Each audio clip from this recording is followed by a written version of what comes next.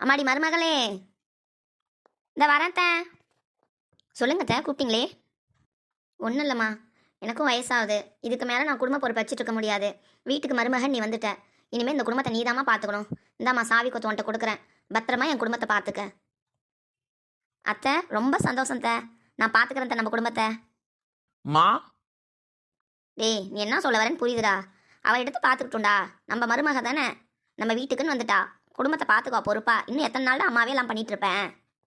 இல்லைம்மா, அவளுக்கு கொடுத்ததெல்லாம் எதுவும் சொல்ல, எனக்கும் சந்தோஷம்தான். சரிம்மா, நான் ஆஃபீஸ்க்கு கிளம்புறேன். சரிடா கண்ணு, பார்த்து போயிட்டு வா. லல்லி வரேன். சரிங்க. Few minutes later. என்ன பண்ணிட்டு இருக்கா இவ? அம்மாடி மருமகளே, சொல்லுங்க அத்தை. ரூமில் என்ன பண்ணிட்டு இருக்க?